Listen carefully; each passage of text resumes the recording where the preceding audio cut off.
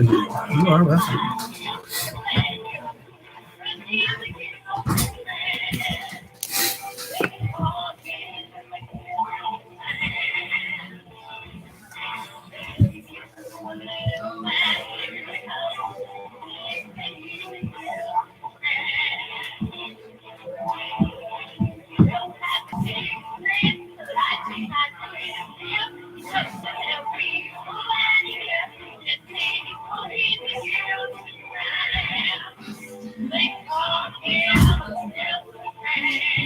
I'm going to pick your shirt up so that your ribbon shows on the things there.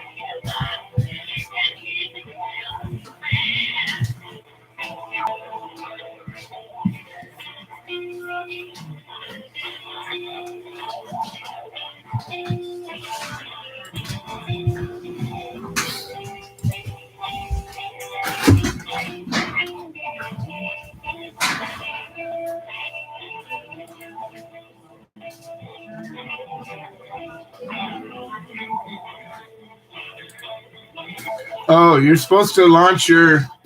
Yeah. Oh. She told me. I'm trying to figure it out. All you have to do is go on to the Human Solution page and launch from there.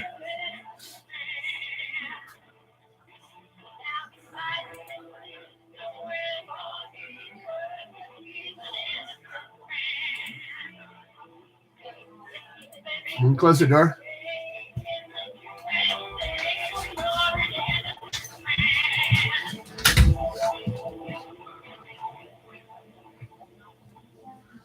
Well, good afternoon, everybody.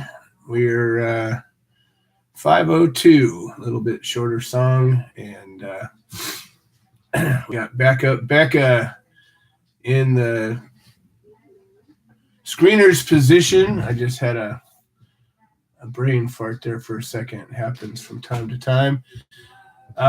Today we have a really special show.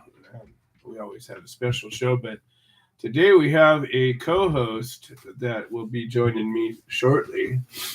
And she's a very special person who I've known for, well, probably a little more than 10 years. And about 10 years ago, I opened up, created, partnered up, and made happen a medical marijuana collective dispensary.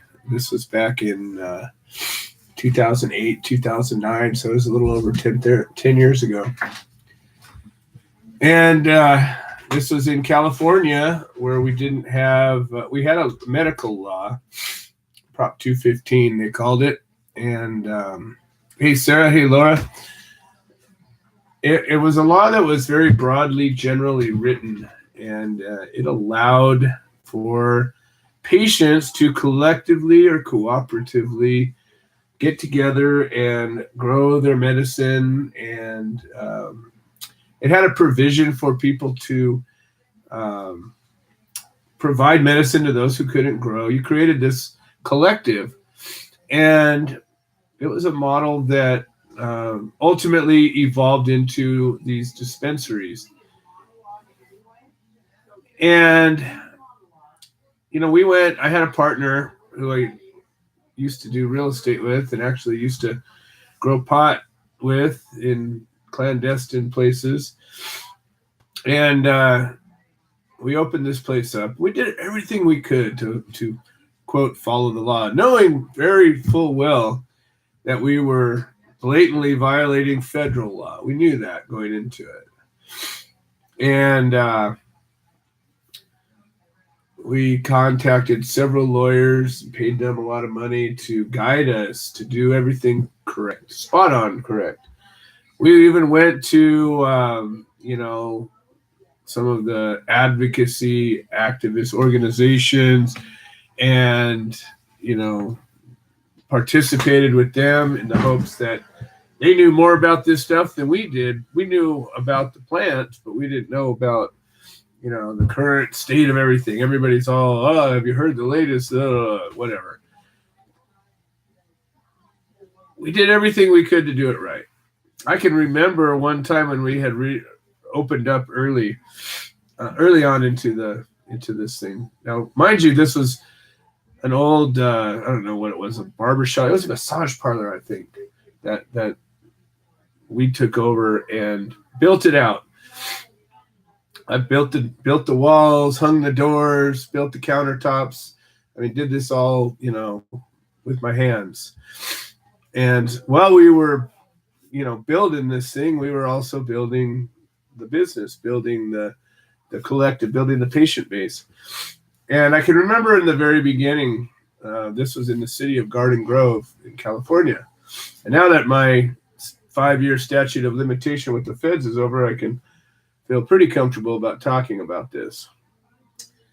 And I remember we had only been open maybe, I don't know, a month. And all of a sudden, a cop comes walking up to the door. And it was the Garden Grove police. And we had a small staff at the time. And I said, well, they said, no, Joe, there's a police here. All right, let's go see what's up. So I went up and answered the door, and he said, well, I'm with the, I don't remember, it was the planning department or the code enforcement or something. And, but he was a cop, Garden Grove PD. And I had a choice to make. Now, I could have either gone hardline and said, do you have a warrant? You don't get to come in here unless you have a warrant. I could have done that. But I always, feel that if I can just talk to somebody, and if I'm righteous, and if I feel like I'm doing something right, if I'm trying to hide something, obviously that's another story. But I clearly wasn't hiding anything. I had a building with a sign that said who we were and what we were doing. So it wasn't, it certainly was nothing to hide. Anyways, he comes in and I let him in. And I said, well, how you doing? And I want to, show you what we're doing in your city and how we're doing it and the professionalism we were demonstrating, and the fact that, we were not reaching out to, an element that might be considered undesirable. We were very, very professional in the way we did this. And we were also safe. I mean, I think at the time that he came in, we may have had a guard, but we actually only had a security guard for a very short period of time. We determined that, somebody was going to come in and rob us. A security guard wasn't going to make a difference. In fact, might have made it worse. So, we figured, let's just have safe practices. We had a man trap. We had, physical barriers that would make it difficult or more difficult for somebody to just pound their way through and cause grief. Anyways, I walked this guy around and I showed him, how we kept records. I showed him how we verified our clients, made sure that they were qualified patients as the law allowed, made sure that we verified their residency, their ID was valid. We wouldn't let them in otherwise. And it was kind of rough because, you did have a lot of people that, would try to fudge things. We actually were militant about it. We made you actually have an original document, no copies, no little cards that some of the place would give you. You had to have your original recommendation. You had to have your valid ID, or you didn't come in. And every day there were people we turned away. So, when later on I was actually accused of just being a drug dealer, that part never got to be let in. The fact that, if I was just being a businessman, just trying to only do business, and if that was the only thing that mattered, there's no way in hell I would ever turn away a client, right? Who would do that? But it didn't matter. Anyways, we sat down and I showed him, everything really, how we did it. And he says, well, listen, I got to be honest. I really don't want you here. And I says, well, I'm sorry, but we're here. And I said, I don't mean to be a jerk, and I really would do anything that I could to make this be a better experience for you. And if there's anything that I can do to make this, easier for you, please let me know what I can do. But meanwhile, as far as I see it, we're allowed to be here and we're allowed to do what we're doing. And we've done everything we can to be correct and compliant under California law. Well, subsequently, as you may or may not know, I was arrested, pulled over with all the contents of the collective in my vehicle because we didn't have all of our safes and stuff built in yet, and ultimately charged with a whole bunch of felonies. And that case, after a year of going to court, I think it was 37 times I went to court on that case, was ultimately dismissed right before we were going to go to trial. And the judge dismissed the case with prejudice. And my lawyer at the time requested a return of property and asked the judge to issue an order.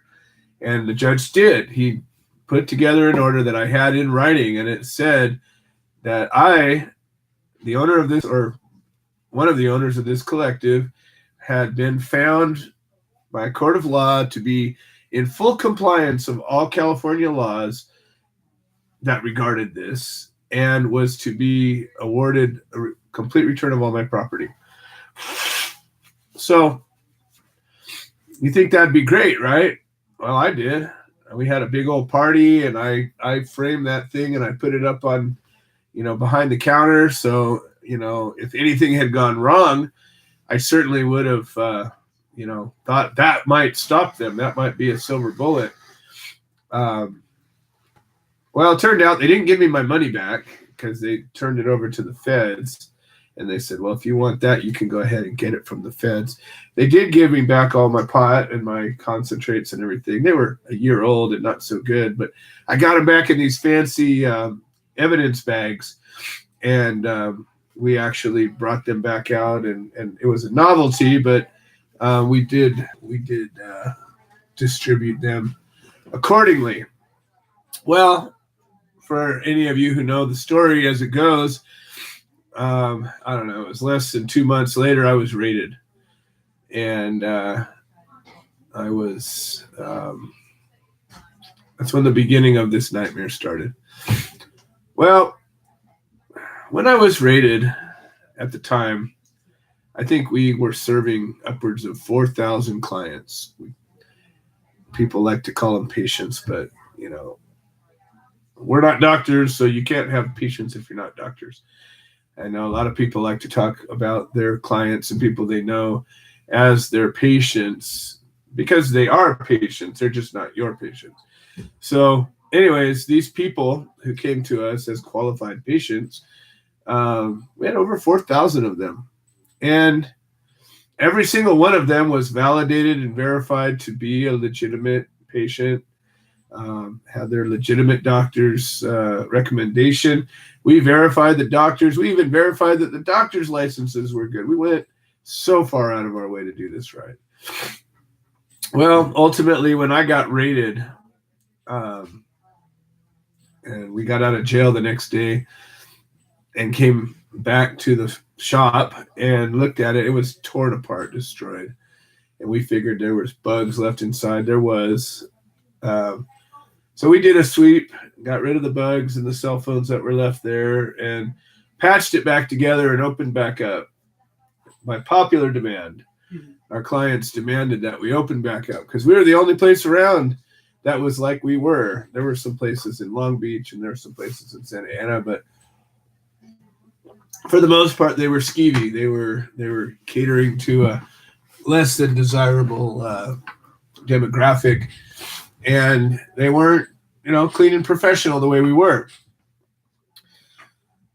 Well, when everything went down, ultimately, we had already started the human solution at this time because my case, we were doing court support, and out of the court support that we gathered from my case and for a few others that we had learned about, ultimately, and I've told this story many times, we started this organization. And so by the time we got raided, we were already an organization. Well, I had, I don't know how many people, I'd say over 1,000 people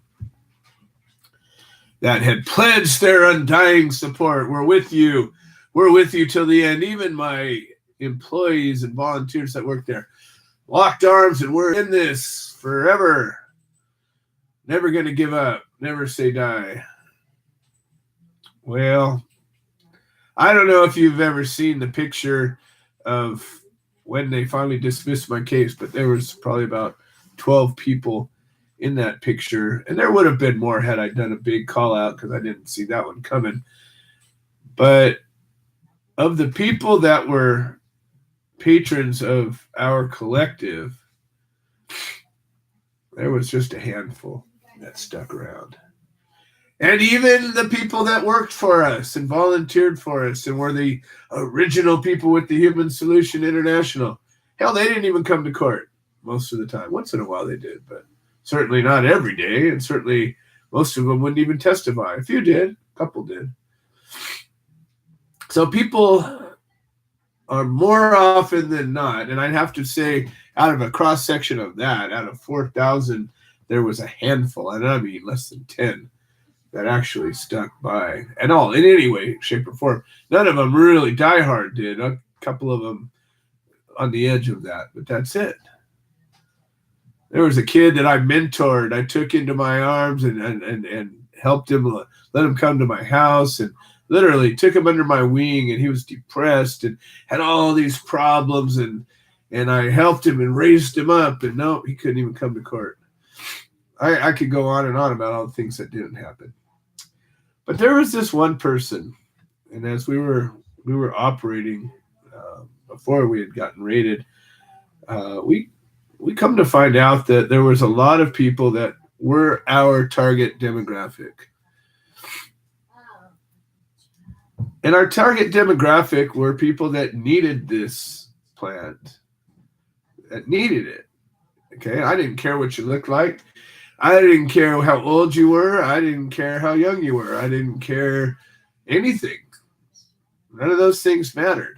I had people that were 80-year-old people that were cancer patients recommended to us by an oncologist, and I had people that were kids, had to come in with their mom because they were, cancer patients, and their mom decided that this was all right. I knew I was taking a chance because I don't know if you guys all know the story of Charlie Lynch, but that was one of the things they hooked him on, was that, he was servicing some underage people. But we always made sure that if there was an underage person, there was only a handful of them, but we always made sure that if we did that, there was always a parent with them or guardian, and they had the proper, what do they call it, the primary caregiver paperwork. And that's just how we did it. Well, one day, this girl comes in, and I could tell that, she was afflicted with something, and I didn't know what it was right off the bat. But she had a kind smile, and, she said her name was Tracy. And she didn't have a lot of money, but she was here to get some medicine. Well, Tracy and I became friends, and during the course of this whole ordeal, we stayed open for a while. I stayed with it as long as I could, and my partner and I were always getting into it with each other, because I would give away a lot of pot, and people would come and they would have only so much money, and I would make sure that they walked out of there with enough. And I'd do what I could. You'd always get some things that you get a good deal on, and you get a lot of medicine for your money, and other things you had to pay top dollar for. And I would always take these ones that were reasonable, and we had a lot of latitude on it. So that this will keep her from rolling. Keep talking. Hey, you guys want to do the show? Hey, you know, She's falling over. Here, this is Tracy. when, hey out there. Oh my gosh. You know, when, This thing just tipped. it's so funny. I'm thinking of I Love Lucy and we're here in TV land. Yep. You're out here in TV land or video land, Oh my anyways. gosh. You know, this is the best guy in the whole wide world. And he's got me laughing, my goodness, through thick and thin. I met him during the thick. But then, man, That was before the thick. We were all right when you met him. so, you know, it's the other way around. It's the other I'm thin. left-handed. I cannot understand anything. I got MS. So life is just different now. Okay, get up. Oh, And there's one of yeah. There you go. Well, anyways, let me continue telling our introductory story, Tracy, and then There you you guys go. can get situated. There, now you're safe. So I'm safe. Tracy would come in, I don't know, about once a week or so, and she'd have so much money to spend, and I'd always make sure she had, what I thought was enough of what we could get. But most people that I found that were the most ailing, the most afflicted with whatever, they always seemed to be on a fixed income. I never had hardly anybody that was suffering some really bad issue and they had lots of money to spend. They were always the ones that, were needy for medicine, but didn't have much to offer. So I said, you know what? We're making enough to do this. We just make sure that the people that need it get it. That was our policy. Well, the other thing that we did was we grew clones, little baby plants. And I figured to myself, when you grow a plant, it's also very therapeutic and it helps. It fixes you. I don't know. They say this plant is not addictive, but growing it is. And I, would have to agree with you. Through all of this mess and nonsense, I've always managed to keep a few plants growing at whatever the risk. And so it came to a point where Tracy came here and she said, I want to grow a plant. So we got her a couple of clones and, she'd take care of them. And every now and again, she'd come by or call up and say, hey, I've got some issue with this plant. Can you come and look at it? And, she lived not too far away from where the shop was. So I'd go out there and take a look at her plant, see what we could do. Or she would, it would be almost ready, or she'd think it was ready. And can you come and tell me if it's ready to pick? And how do I dry it? And all these questions. And so but I figured, what the heck, if you're going to do this, you might as well do it right? So Exactly. Yes. So that's what we did. Well, I needed tutelage. Little tutelage, just a little. And so Tracy's mom was very gracious and always allowed me to come on over there, and it was always a positive experience. Well, then I got busted, and this is the part where, like I said, I had 1,000 people that had signed a paper saying they were there in support for us, and then court started, and that number got small real fast.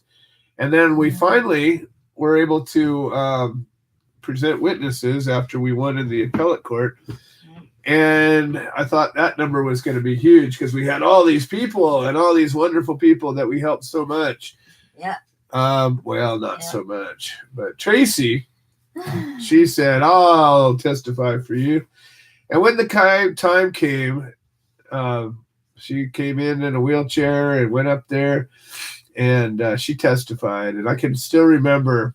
I think she was the only one. The prosecutor didn't have anything to say. The prosecutor didn't. I think she asked you a couple of questions, but they were really nothing. So that was one of the things. My friend Wanda, who just passed away not too long ago, she testified for me, and that put her in a very special place in my world.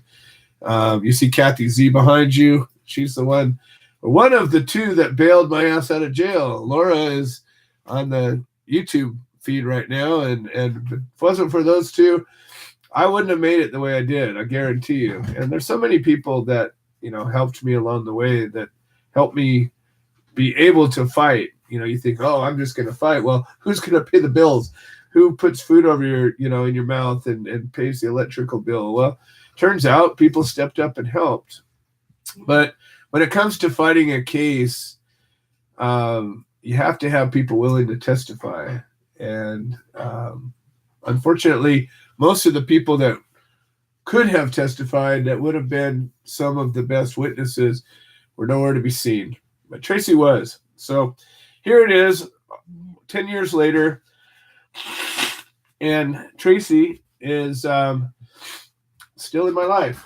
Yeah. And she's still a friend, and she's actually stayed over for a few days, hanging out with the I gang. know. This is incredible. So, And you guys, it's like from going on the black side of the yin to traveling to the white side of the yang. And just being around Liz and Joe, I am blessed, and there's others around me that I am, the universe is blessing me. Life is hard, but these people make my life so much easier amongst all that hard stuff. So I treasure them forever. Absolutely forever. well, And one of the things I wanted to talk about was, we talk about these legalization, and we talk about these legal dispensaries and these battles between the legal dispensaries and the illegal dispensaries. And, Tracy, you live on a fixed income, right? You don't have giant stock dividends coming at you. You're not living large in a fancy house with the servants taking care of you and ordering lobsters and steaks for all your friends every day. oh yeah, I think just on what the SSDI allows me to live, and in decent comfort, I was thrilled that they came through. This is Craig Cecil, who's currently serving a life sentence in prison for pot. So he calls me every week. So we're going to talk to Craig for a couple of minutes. This call is being recorded and is subject to monitoring. Hang up to decline the call. Craig Cecil, how are you doing today? Hello, Joe. Well, things are changing rapidly here. That's why I haven't sent you a message as to what's going on, because the story is changing so drastically every day. But the Federal Correctional Institution at Terre Haute is, I guess, very interesting at the moment, and hopefully it's going to get safer. But we don't know if it's going to get more dangerous before it does. Well, what has happened? Well, as you know, we had a rash of staffers beating up inmates. Right. Well, then right after we spoke, a lot of our claims or complaints about beating up inmates, the claims just disappeared. Whoa. Right after we spoke, they openly admitted that they're just going to destroy them. They will not allow us to file them. They will not allow us to mail them out. Wow. They will not allow us, it's kind of a tough situation when they control, everything you mail, they get to read. So it made it tough. So now over the last few days, more and more people are pushing back, and we're not sure if it's going to change or not at this point.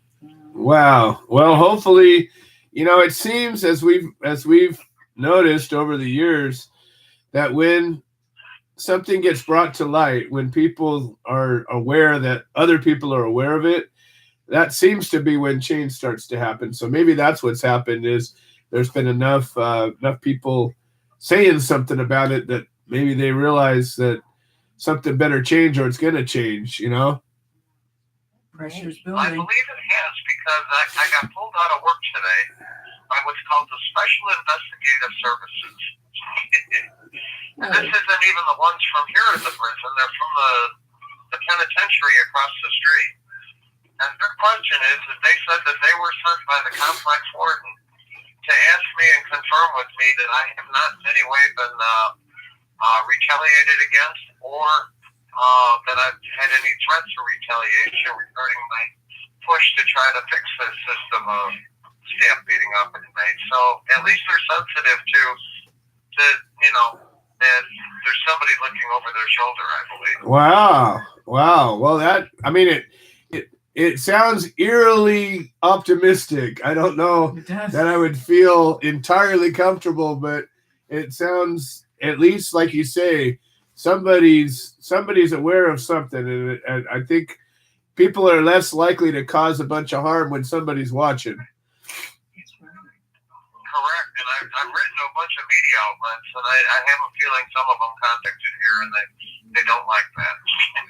Well, that's what we like is getting a hold. I saw actually an article in the BBC about the Cuban guy Bescaro that just got out, and it was a long article, and it was in the BBC. Blew me away. And then there was a big article about Michael Thompson. Now, Michael hasn't been released or anything, but it shone a very aggressive light on the disparity between Michigan, which is a state that allows for recreational and medical cannabis, and this guy that's serving 40 to 60 years in prison for cannabis. And it was a well-written article, and this is something that Michael and I are kind of like you and I. We've been working for many years trying to make a difference, and Dee Dee Kirkwood has been an instrumental part in all the stuff that's going on. Actually, I'm going to be doing a call to action for him as well later in the show. So Fall Free, I guess, got released too. So. Yep. His daughter picked him up. The number of lifers is getting a little smaller, but the fact that there's any is too many. So you just got to say to yourself, and the most recent one wasn't that long ago, and that's the whole idea that tells me that there's these sort of dog and pony shows going on where some of these old timers have been let go, which I mean, God bless them, they should be, everybody should be, but the fact is, people think, unfortunately, that, well, everything's okay now, we're good, it's just a matter of time, and they don't realize that there's still people getting sentenced to long sentences, even, very recently. That's true. As you know, I mean, that there's still federal marijuana arrests going on. It's still, last I've seen, 17% of federal drug arrests are still marijuana based offenses. Exactly. So, I mean, that's almost a fifth of them. Exactly. And that's the message I've been trying to really get out loud and strong, is that we're not done. We're just not done. We have so much work to do, and everybody's chasing their business now. And it's crazy that rather than finish the job and make it to where we're a place where you don't have that fear anymore. I was just telling the story. I have with me a dear friend of mine. Her name's Tracy. And she actually was one of the witnesses in my trial. She testified on my behalf, and she suffers from MS, and she's, had a hard time talking and walking and doing some of the things that many of us find as easy to do. And I was just telling the story of how she, got up on the stand and testified for me. Well, here we are, 8 years later, and we're still friends. She's actually sitting right here with me, doing the show together. I'm happy. Yeah. And I think we both know that most people are shocked to find out that people like Lance, and he was a marijuana store proprietor, and that's the whole reason he's now sitting in federal prison. Most people would think that that's impossible. Well, that's and it's not just him. Aaron Sandusky, Charlie Lynch, all of these guys, and there's more of them. Luke Scarmazzo, Dustin Costa, all those guys were running medical marijuana shops that were considered to be compliant under California law at the time. And it just didn't matter. They still served sentences, decent long ones.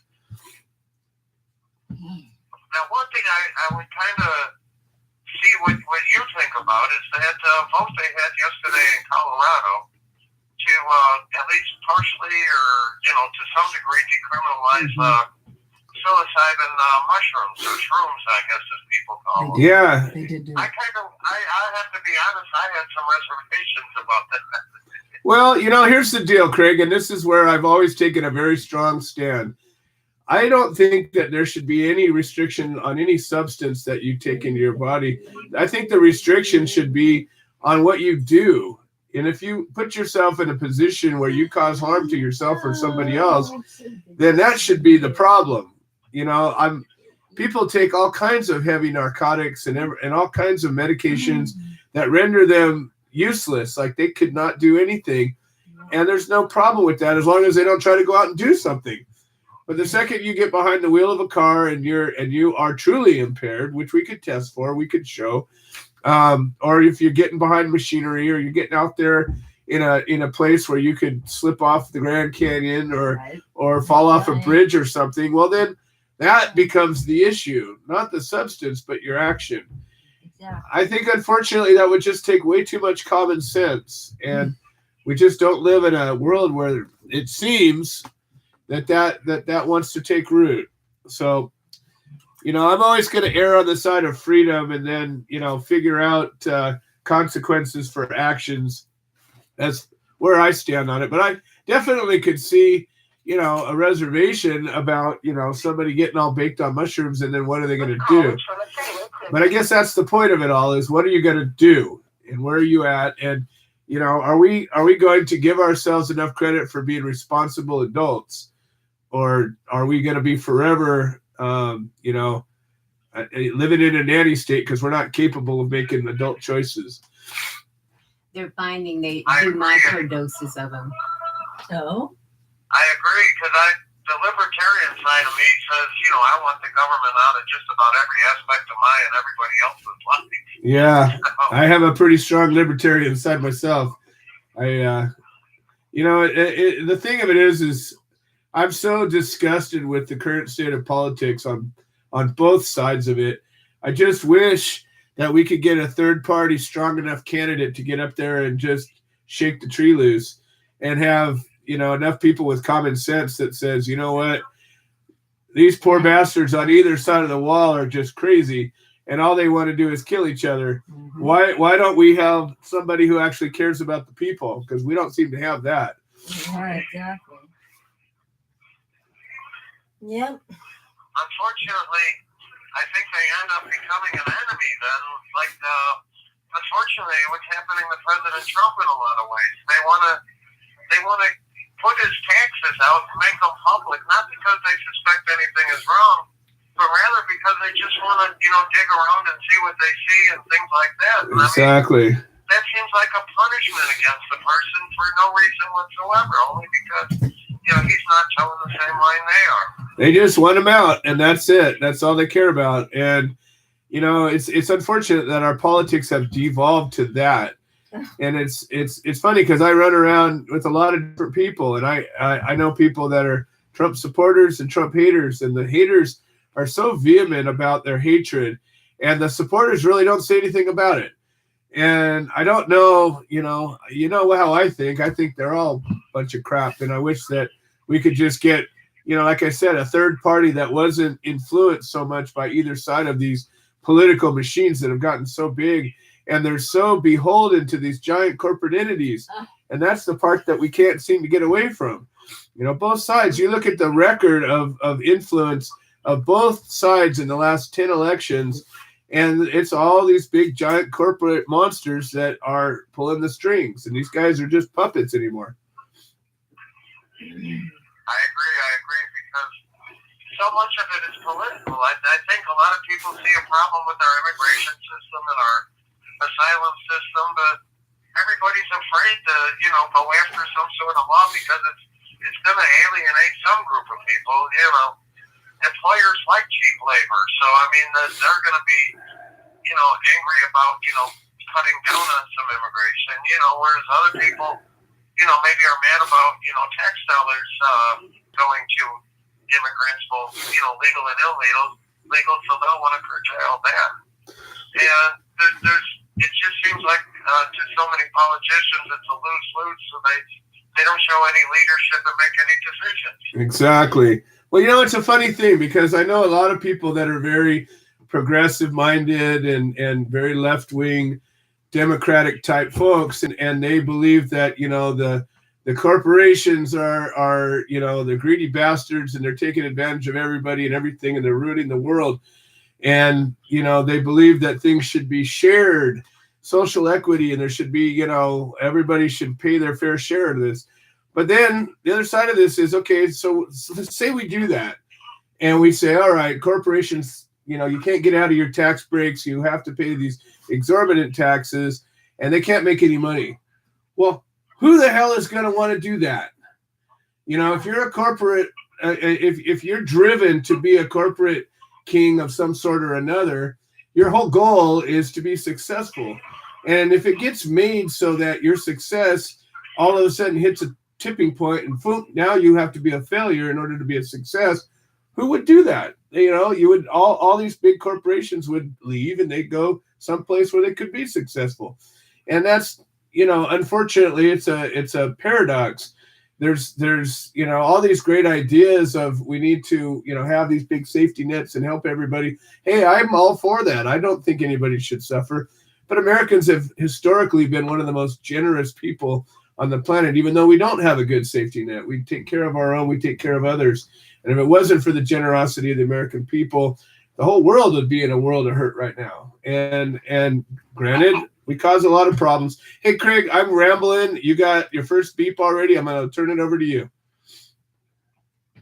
Okay, well, we talked a bunch last week, and I'm telling you now that things are changing a little bit as it comes to staff assaulting the inmates here. But I'd like to, over the next few days, maybe if the changes slow down a little bit, put a message out on through the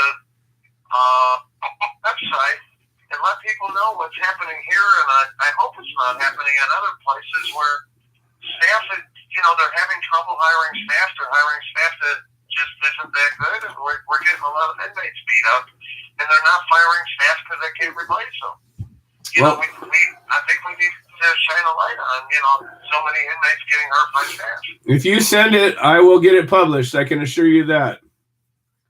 Well, thank you, and thank you for shining a light on, There goes Craig. So for anybody who is new to this, Craig Cecil is currently in federal prison, and Craig Cecil is serving a life sentence in federal prison. And they call it life without possibility of parole because that's how the federal penitentiary system is set up.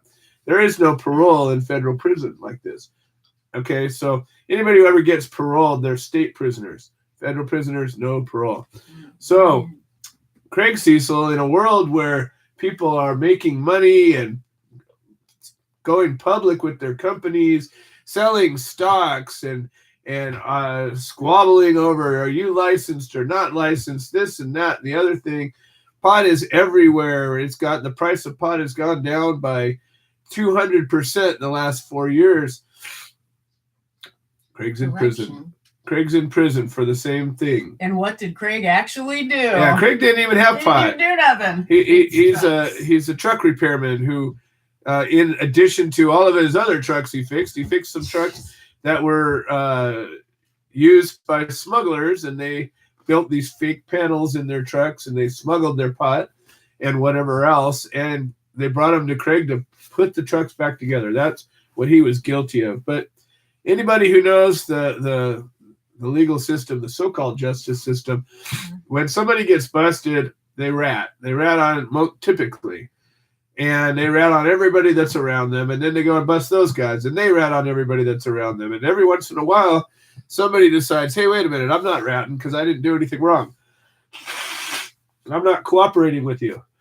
Well, the second you don't cooperate, things get ugly. Well, it worked out with the sentencing laws that had changed around that time.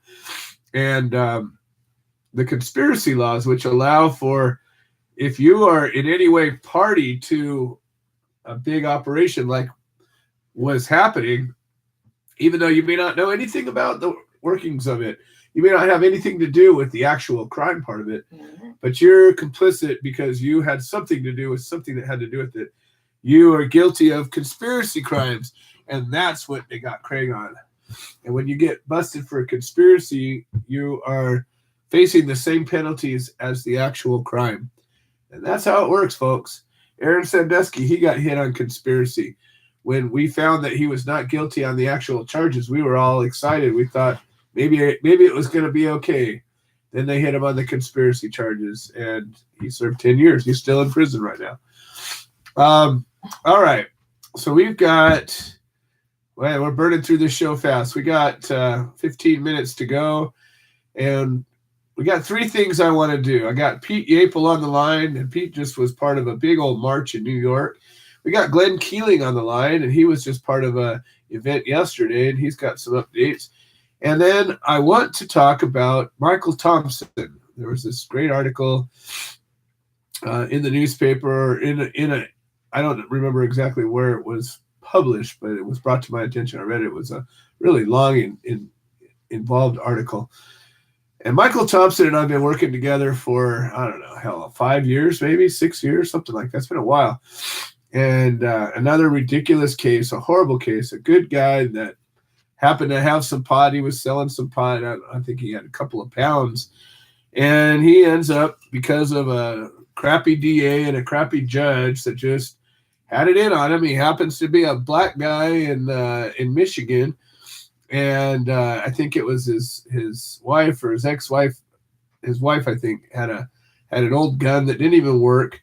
And they hit him on these enhancement charges, and he had gotten busted before for selling a small amount of pot. They slapped it all together, and he ends up with this ridiculous sentence. And we thought for the longest time that we had a way out because he's got a nephew who's a state senator. And we really thought that, we had this plan, and we were going at it, and we were talking to this guy. I personally spent hours on the phone talking to this guy, and it came to a place where I just was unable to put so much time into it. And a dear friend of mine, Dee Dee Kirkwood, took over, and she's been working intensively with Michael. They call it Miko. Anyways, and we've gone after this from multiple different ways. And recently, we've engaged the services of a Nadia Fisher, who is hopefully and supposedly going to be able to do some good, but I'm not quite sure what the update is. So I'm hoping if I bring Dee Dee up, she can give us an update on what's gone on with Nadia. But most importantly, what I want to do is do a new call to action. I want to do a conference call and see how many people we can get together. Once again, it's been a while. We did this before years ago, and we had a lot of people working on it. We had a good plan, or so we thought. And I'd like to put together another plan and revisit this. And, we have people from a number of different organizations now. And who knows, maybe we can find some common ground to work together. So I don't want to spring it on Dee Dee, but the last call before, if Corby comes on or doesn't, it'll be the call before Corby. I'd like to bring Dee Dee up and get an update, see what's going on with Miko. All right.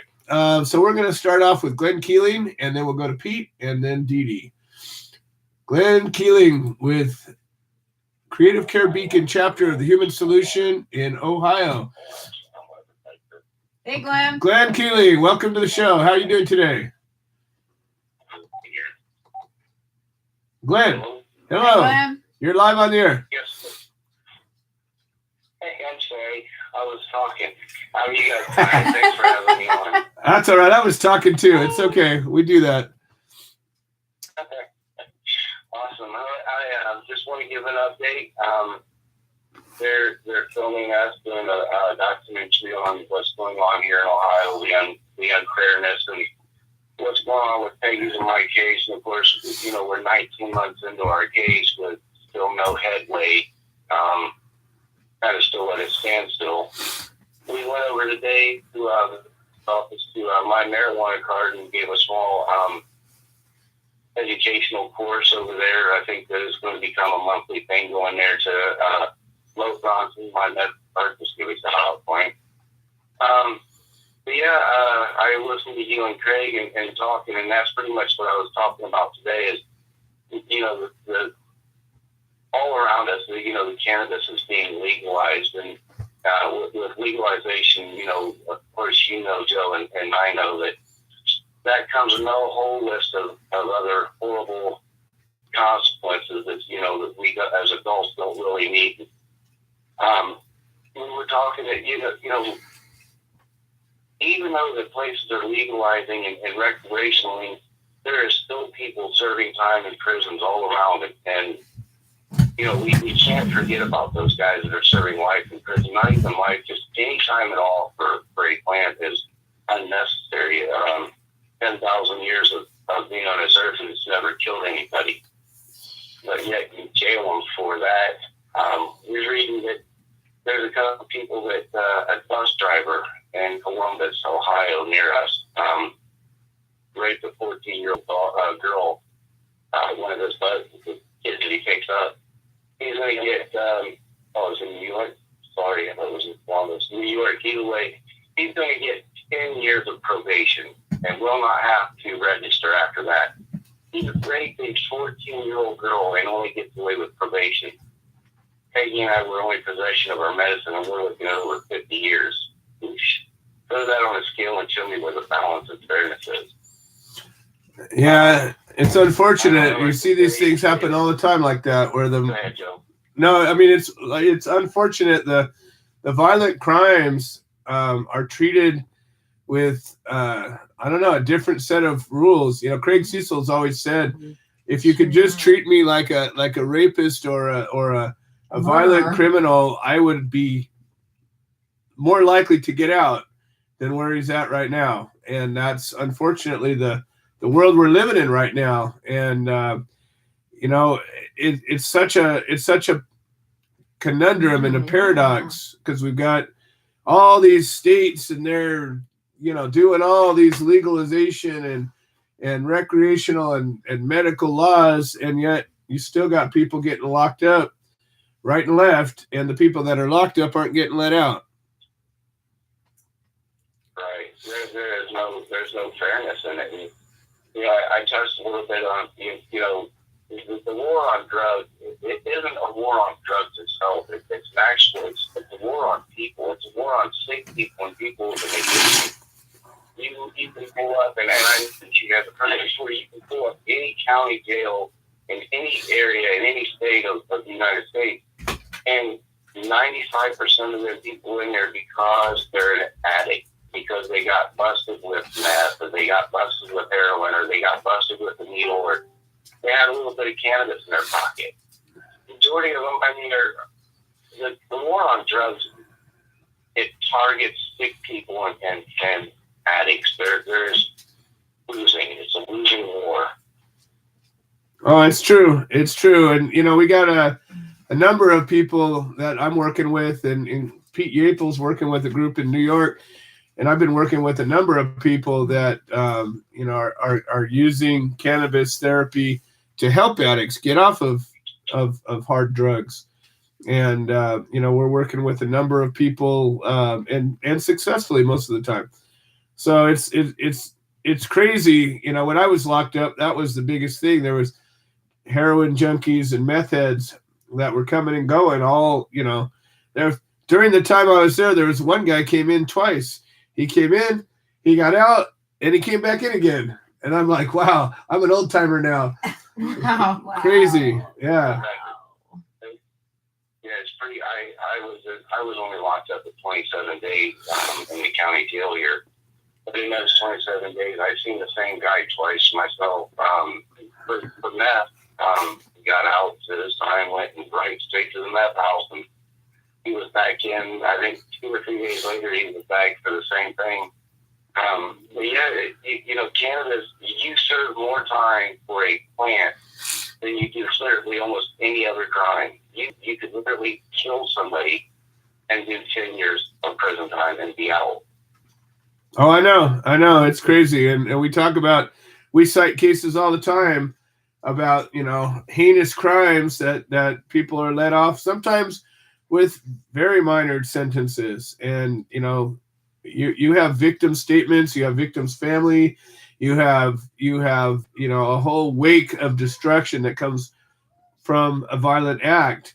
And yet all of these cannabis crimes, at least all the ones I've been to, and I've been to a lot of courthouses, and I've seen a lot of sentences, I've never, ever in a cannabis case seen a victim or a victim's family come forward to make a statement. Not even once. Right. I've never seen a victim yet, and I've been to quite a few cases myself.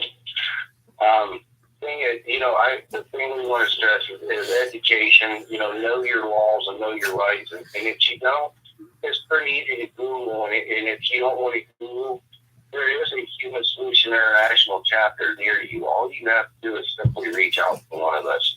Because trust and believe, we're going to listen. We're going to help you with whatever you need. Without you reaching out, we can't do nothing to help you guys. Listen, my name is Glenn Keeling. My wife is Peggy Kimmel. We're really easy. You can find us anywhere on Facebook. We are the Creative Care Beacon, the Ohio chapter of the Human Solution International. My phone number is 419-863-0498. I will help you, and so will anybody else on the call. So true, so true. Well, thank you, Glenn. And remember, folks, even if we don't have an active chapter near you and you have a case, we'll help you build one. That's how we got the Ohio chapter. Glenn and Peggy had a case, and our Ohio chapter had been disbanded years ago because of lack of people participating. But we rebuilt it, and it's better than ever. So it only takes a couple of people, and we have a whole national team that'll get behind you and help. And it's not hard to operate a chapter of the Human Solution. Just need a couple of people that care, willing to get knowledgeable, share information, and be there to support each other. That's all it really takes. That's right. All right, Glenn. Well, I appreciate you being here. We'll talk to you tomorrow on the call, and we'll keep on going. Creative Care Beacon chapter in Ohio, folks. All right, we got Pete Yapel from the Solidarity Over Separation chapter in New York. And Pete and his wife Helen are just maniacs. These two are activist maniacs. And I watched these guys just run circles around any 10 people I know in the last year as far as the activist world goes. And so how's it going? You guys just moved? How's everything going? It's always going great, Joe, especially when I get to sit down for a few minutes and talk on your show. Talk for 2 hours of mine. No, but I can. It's simple to do. It's simple to do because there's so much wrong. But there's a lot going right, too, and the people are doing some things. And we got to speak in March at the New York City Cannabis Parade this past weekend. We represented Solidarity. We carried our banner. We cheered down the whole road. Screamed and yelled and spoke, and the crowd was totally receptive. It's all over YouTube on everybody's channels and everything else, which is 90 seconds. Spreading the organization and continually educating and getting people on board. But tonight we taught our class that we teach in Fort Jervis. We've got our class coming up in a couple of weeks in Sugarloaf. We're constantly teaching, we're constantly out there educating, we're sitting at town board meetings, we're putting influence within the community, we're healing the whole city of Fort Jervis. I mean, tonight we do on Wednesday nights, we do what's called Soups On. We're anybody that wants to come in and have a meal. They can sit down with their family and have some soup or a hot plate of food, a lot of times with some, with a salad.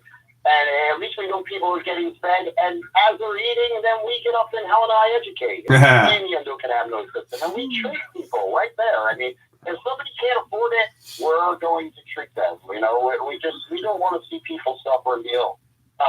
We've got actually a Vietnam vet. His name is Ronnie Speckick, and it goes by the name Banjo. And Banjo is also a trustee at our TV station where we put on our local access TV show.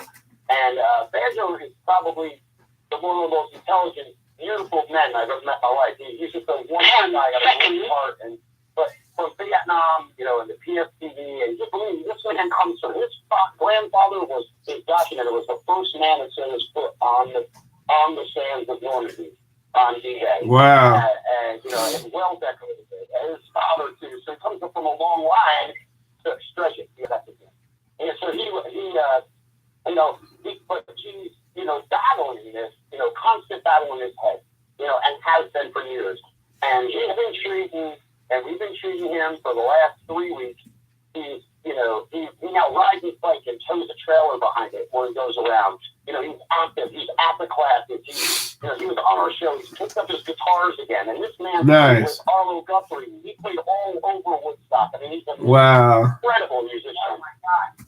To see him come to life is incredible. I'm getting off of all that. Yeah, we're documenting it all. Nice. And not only just off that plethora and long list of medications that the VA just wants to shove down these guys' throats. That's just a personal project because he's such a good friend. But every single day, guys, from the moment I get up in the morning, I lose my now. Listen, I love living in my new house, by the way. I'll talk about that a little bit.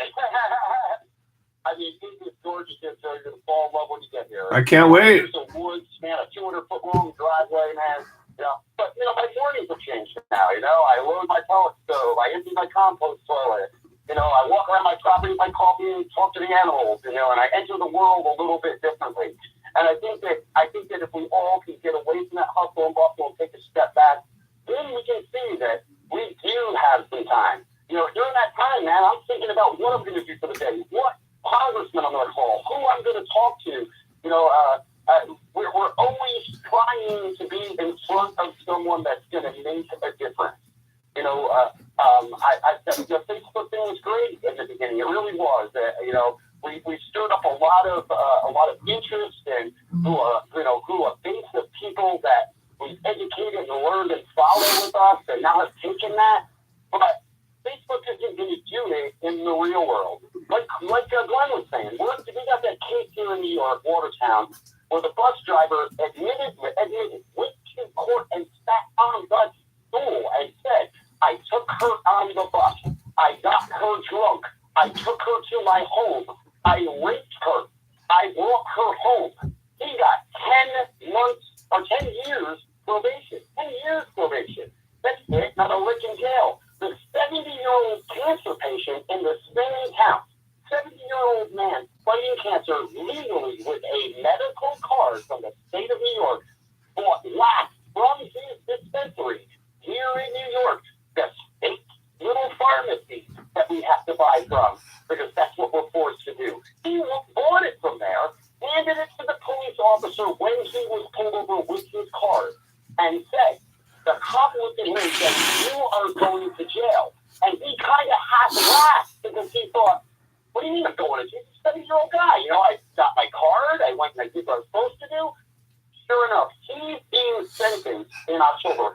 That 70-year-old man that's dying of cancer will die in jail because of a screwed up system that we, the people, allow and continue to allow to happen. The same thing. Look at that guy, the cop in Texas that raped that girl. He raped the girl in school. A girl, he's getting oral sex from children in school. He gets 5 years probation. 5 years doesn't have to register as a sex offender. And if the 5 years he does his probation without any fault, it's expunged from his record. You tell me how that's justice. You tell me how in this country we'll allow our children to be raped, we'll allow our women to be raped, we'll allow our men to be raped, we'll allow all of us to be completely harmed and at the mercy of a government where we're supposed to have, and here comes my libertarian plea, life, liberty, and the pursuit of happiness. And I don't care what your happiness is. It doesn't have to be mine.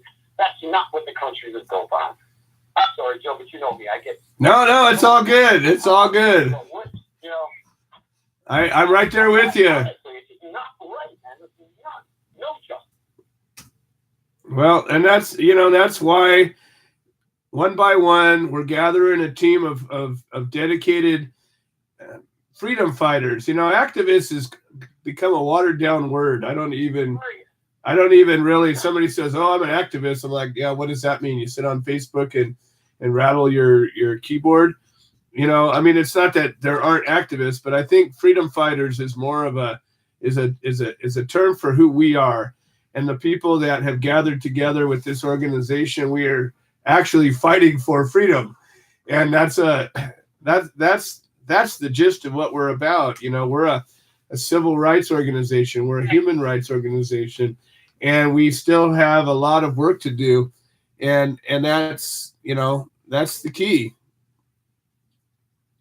Yeah, absolutely. Listen, when minorities are the quintessential victim when it comes to this plant, and then they're in every way, shape, or form blocked or have a hurdle or something put in their way, for them to get into the business that their people have suffered so much hardship for, that to me is just another injustice, and it was a big part of the cannabis trade with Leo Bridgewater. I mean, we all don't know Leo. Look Leo up. Leo's a really good guy. And Joe, to your point on that too, I made that statement during my speech. If everybody hasn't had the chance to look at it, I said activism has the word active in it. If you're not being active, you aren't doing anything. So we all have to get up. We can't show up at these events. This is what happens. Okay. You got, and I don't like to cut down events because, listen, the events are there for a reason, and I enjoy them from time to time. But you go to these events, and there's thousands and thousands and thousands of people, and they're there to buy a pretty bong, or they're there to see who carries what, or they're there just to take a picture, or Tommy Chong might be there, might get a picture with them, and just everything, and then they go home, go to work, and the same mundane lifestyle and everything else they go through, and don't do a damn thing about it but complain. We can't complain anymore. We have to take action. We have to take action. This is going to take effort on the part of every single last one of us, and that's why we're walking across the United States. Right. We're walking across the United States because I'm telling you, man, I will shake everybody's hand, stop, or talk as I go by, or whatever I can do. But it has to be a total show of solidarity.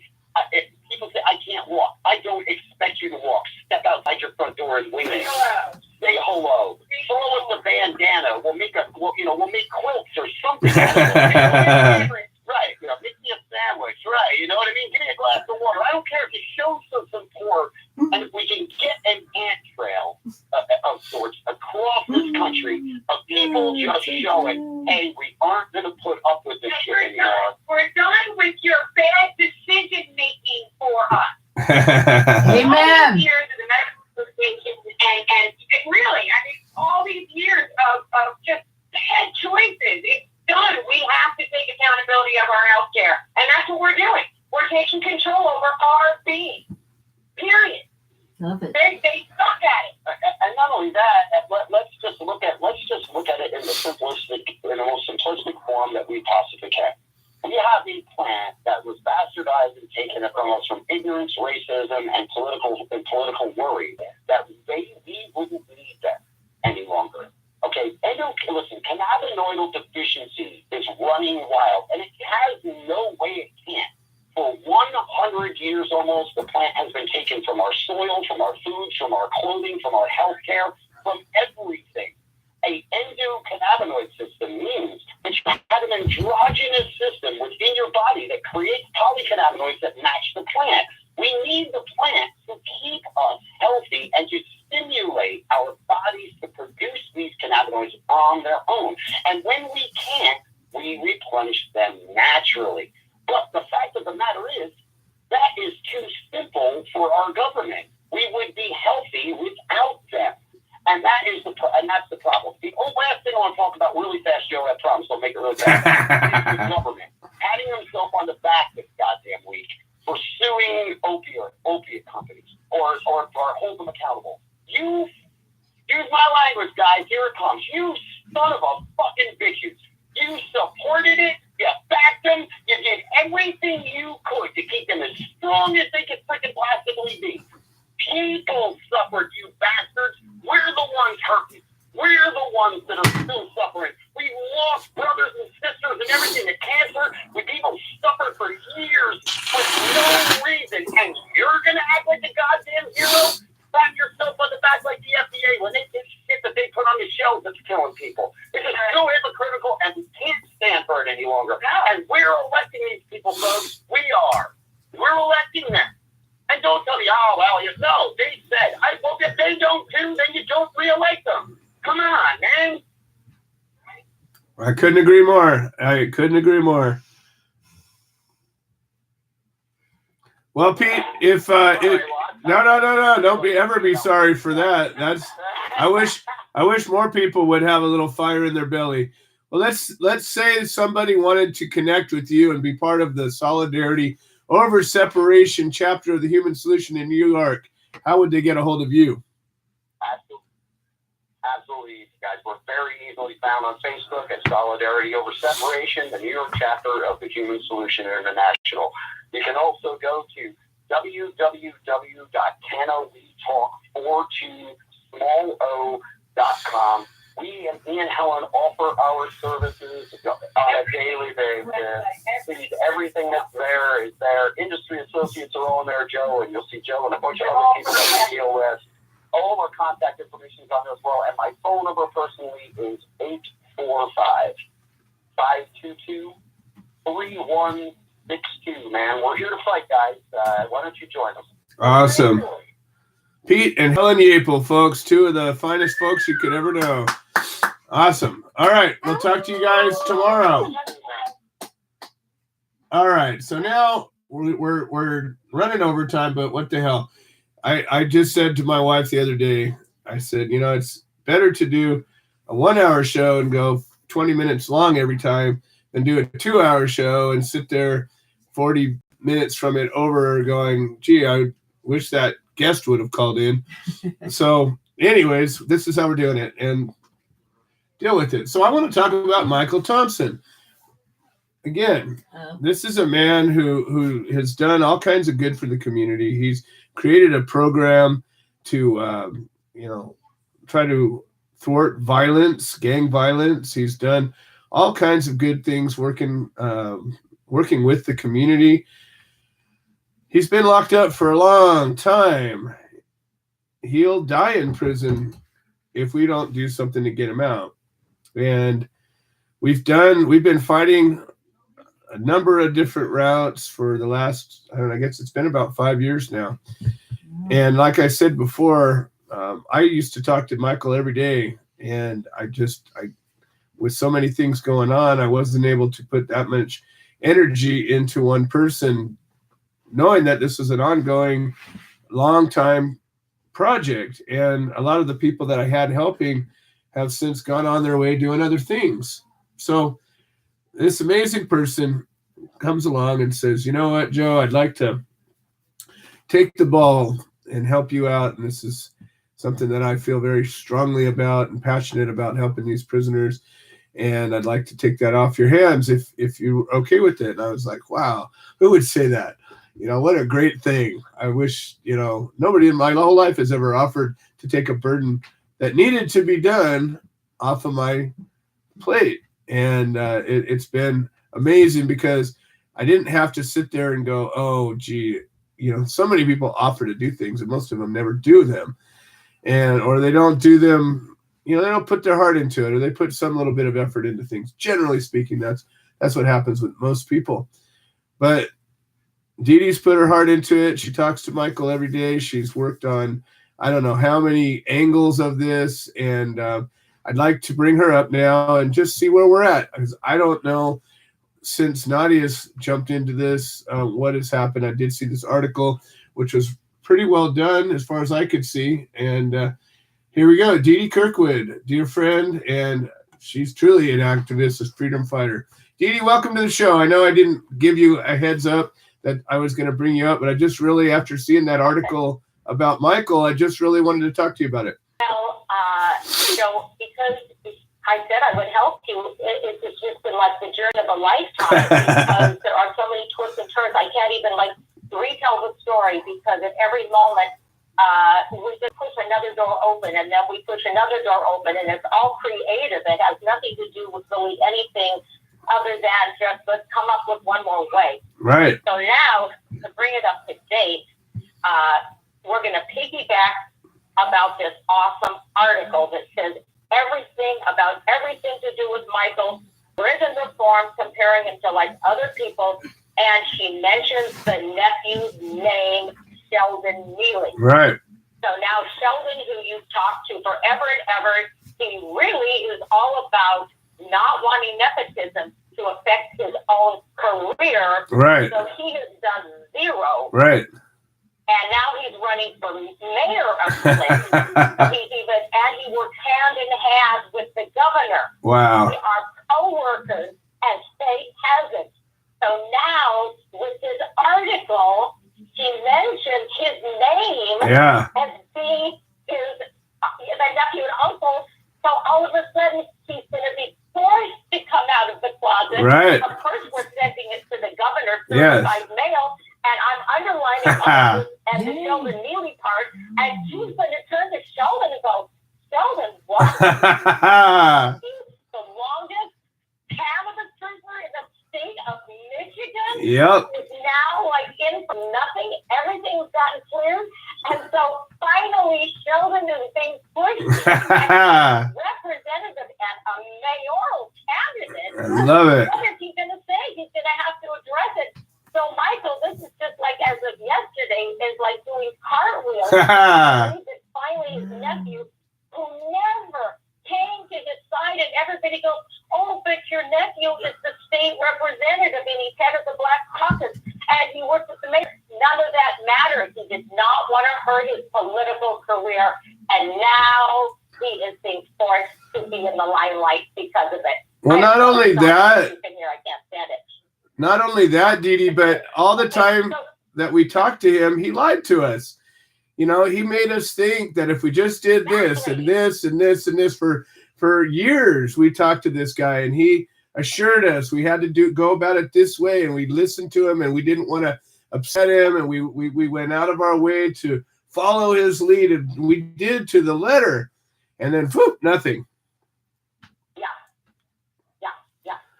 So now, to bring it up to the very, very current moment, the judge that sentenced him, which her name was Judge Fullerton, she was the wicked witch forever. He was the one that started this whole political thing, and that he could not get out of this circle of all these people that kept being a part of that.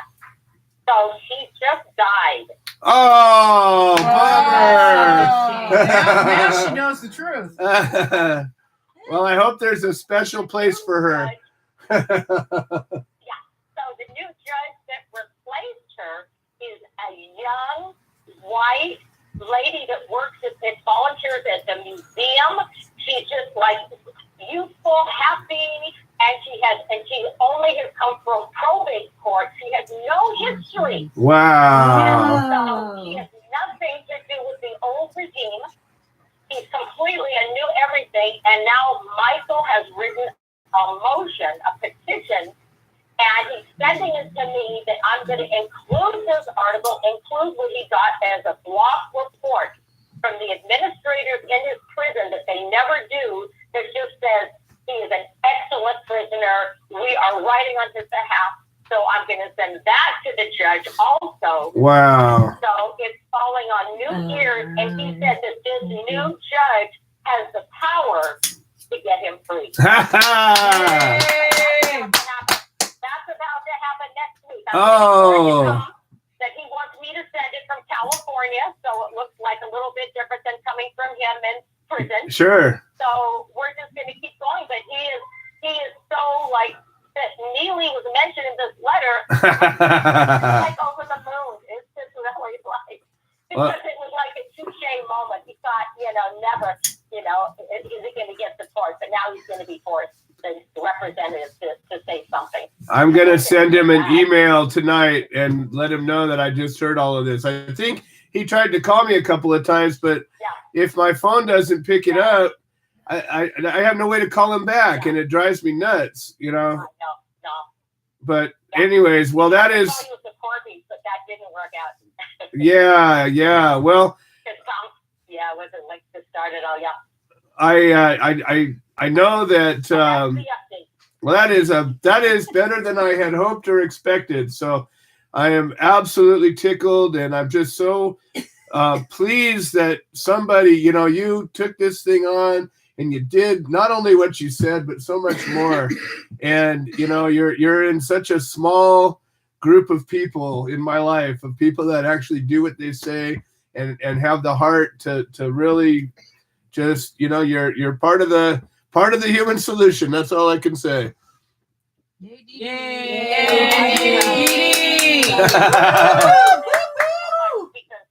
You got a fan club over here. Because I wanted to say that I know nothing about law. I know nothing about prisons. I came into this through you, through my play, with zero background. So I'm just saying, as knowing nothing, there is still shit you can do to do something. Exactly. You don't need to be legal or understand that all I do is a messenger a lot of times, just pass on information. Oh. Because, I didn't even know how to spell penitentiary, so I'm really starting from scratch. So, well, we need messengers, that's for sure. Journey, this personal. Yeah. So anyway, what I'm saying is anybody can be active in their own way. So there is no one way, that's for sure, to help these languishing souls. Absolutely. Like Michael. Dee Dee, remember when you first were going to write somebody and you asked me what to say to them, and I told them just write about your life. That's what they need to hear about. That's Kathy Z. Yeah. No, I learned from you. Absolutely. I started from scratch. Like, how do you write a letter? What do you write? Oh, yeah. I didn't know how to spell penitentiary either.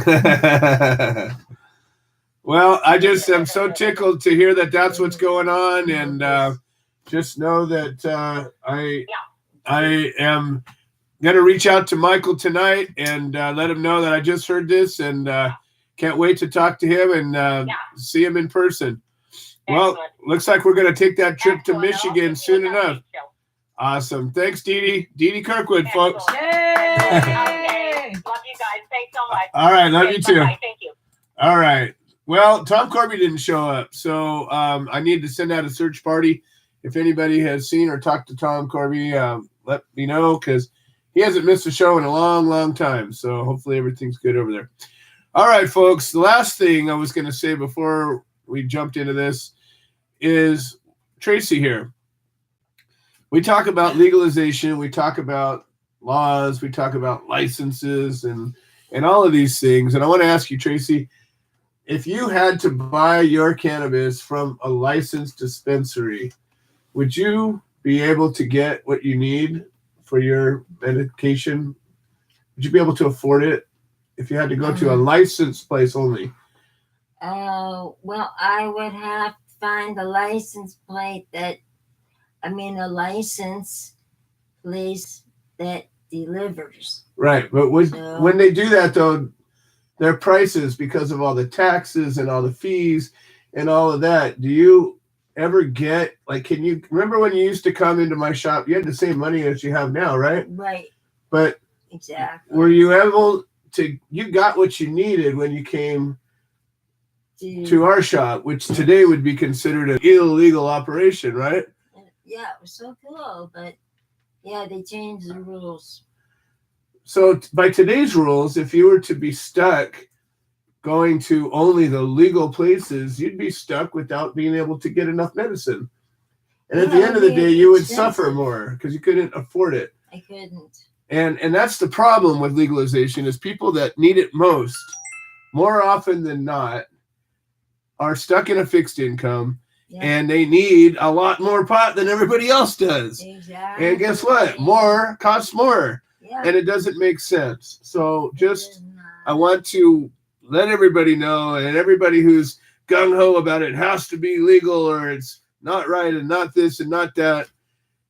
Look at Tracy here and imagine her not getting what she needed. How horrible would that be? It wouldn't be right. And we have to end prohibition altogether. And screw all these little laws that don't get it done. Let's finish the job. All right, folks, we'll see you all next week. And Let me see if I could find Willie. I know he's got something to say. He just had a birthday not too long ago, Oh, Willie. and he still remembers us. I'm Willie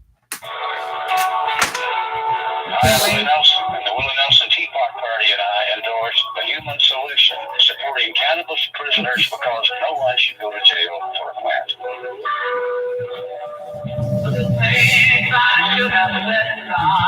You are always on my mind. You are always on my mind.